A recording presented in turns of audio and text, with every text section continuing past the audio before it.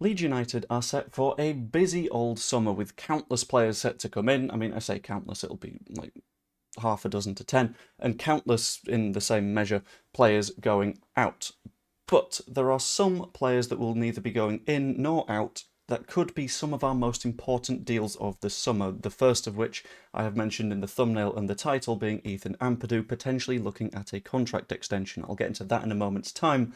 But in this video, I'm going to talk a little bit wider about contract extensions at Leeds United this summer, why they're so important, and who we could expect to see get an extended contract, and who we could expect to see go, which could be fairly significant for the extended future. But to begin with, the Ethan Ampadu part of the conversation, Daniel Farke was asked immediately after the Spurs match what the future sort of looks like for Ethan Ampadu. So Ethan Ampadu currently running out of contract in 2027, had to check my notes there, which means that he's got a year and a bit left on his contract, which means that at the moment his value is a little bit depreciated because we're running out of chances to sell him.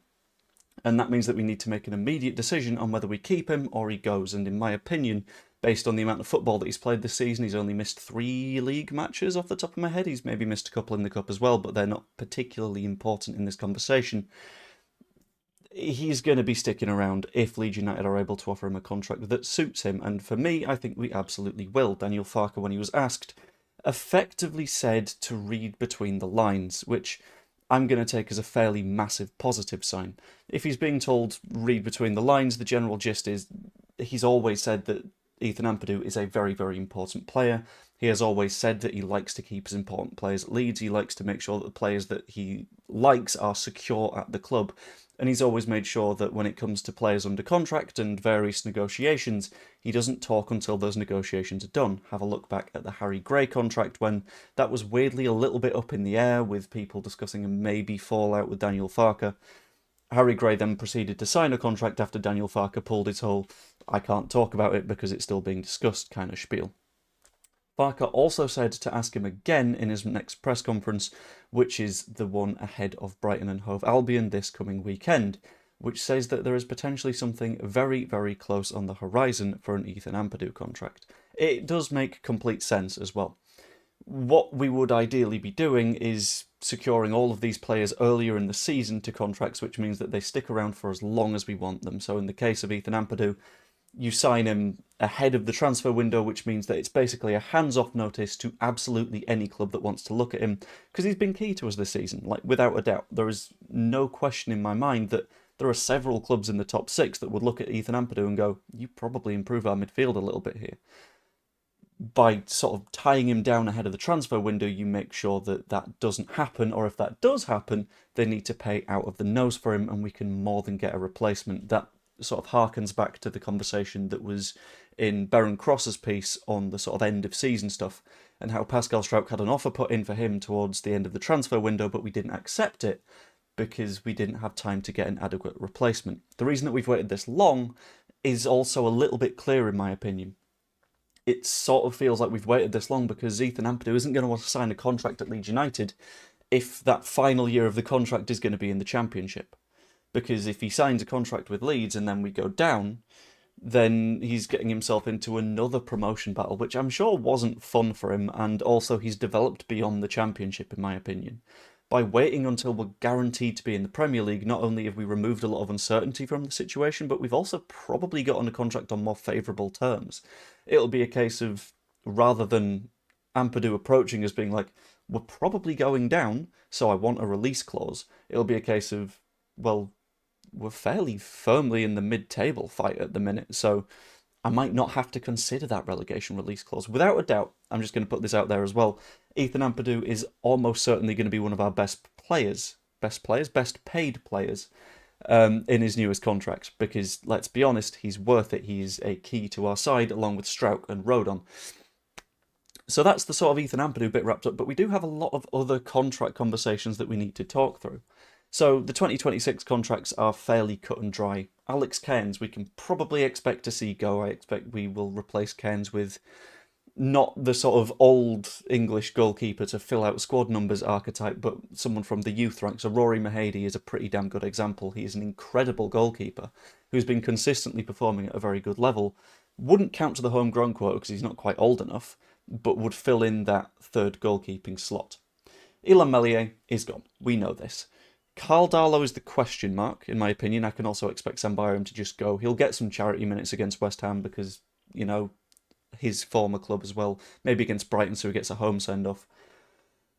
Darlow is the question mark. Darlow I could potentially see getting an extension to play alongside Lucas Perry next season. Perry isn't leaving in my opinion, but the big contracts come in 2027, which is where the big questions need to be answered. So, as I mentioned, we've got Ethan Ampadu, who's up for renewal in 2027, but we've also got Pascal Struijk.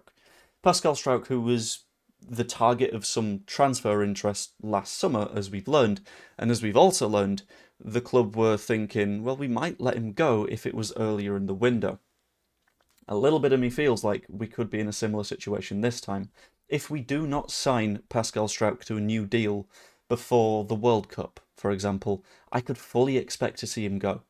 Because we know that he's a decent centre-back, we know there's a lot of interest in him, and we can turn the fee that we get for Pascal Struijk into more quality players, because as we've discovered, we're very, very good at signing players for relatively low values and improving their worth. So Autanaka is one example, Willy Gnonto another example. Pascal Struijk, another perfect example of that, is a player that we signed for either nothing or €1 million. I can't quite remember between him and Somerville which was which.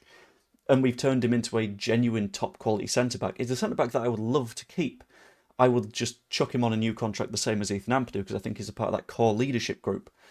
But I'm not entirely sure. Players that I could more certainly see leaving, or at least not having their contract renewed beyond 2027. Joel Piroe, in my opinion, leaves in the summer.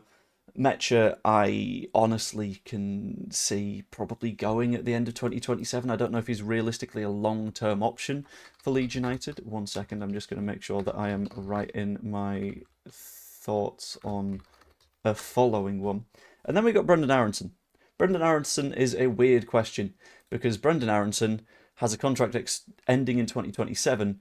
He's been improving year on year, but I don't know if he's especially long for the club. I don't know if we would want him to stick around beyond 2027, but at the same time, I don't know if there are any clubs that would actively have an interest in him. So that's a weird question mark to have around Brendan Aronson. I think if we'd be able to sign him on a new contract on reduced terms, because we initially signed him in the Marsh era, that's probably a good shout. He's currently on around, let's have a look, 45 grand a week, which, let's be honest, that's not too much. But if we could sign him on roughly the same, add a year or two to his contract, that could make a little bit of sense.